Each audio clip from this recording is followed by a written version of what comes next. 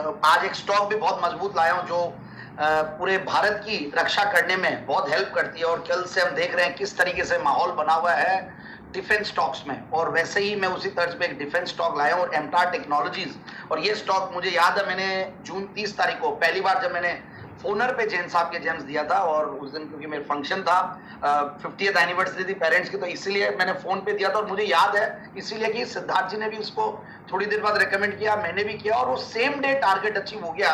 और मतलब 1000 रुपए के लेवल्स पे दिया हुआ स्टॉक 1200 रुपया सेम डे हो गया। और अब उसके बाद 2563 के लेवल्स दिखाने के बाद एक अच्छा खासा करेक्शन है।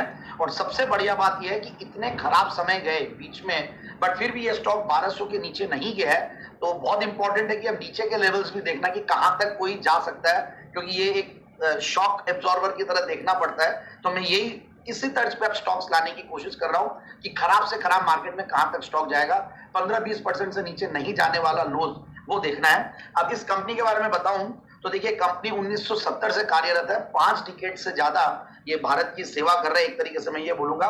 और मिशन क्रिटिकल कंपोनेंट्स बनाते हैं जिनके क्लोज टॉलरेंसेस मतलब 5 to 10 माइक्रोन्स वाले। और ये नेशनल इंपॉर्टेंस, जैसा मैं बार बार कह रहा हूं, प्रिसीजन इंजीनियरिंग इंडस्ट्री में है ये बेसिकली। और ये पार्ट्स बनाती है, मतलब जहां पे न्यूक्लियर प्रोग्राम है, स्पेस प्रोग्राम है भारत का इंडियन डिफेंस के लिए।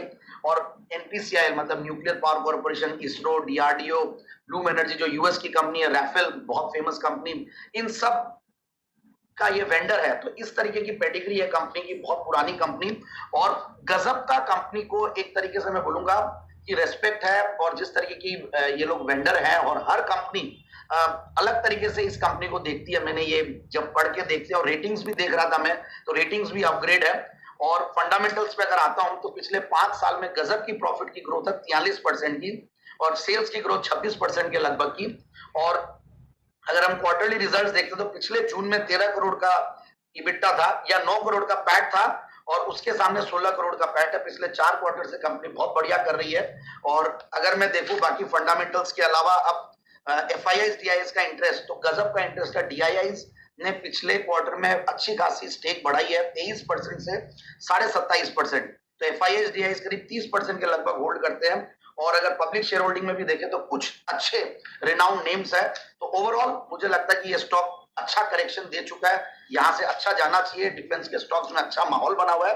तो 1890 1950 के टारगेट के लिए स्टॉक को खरीदें।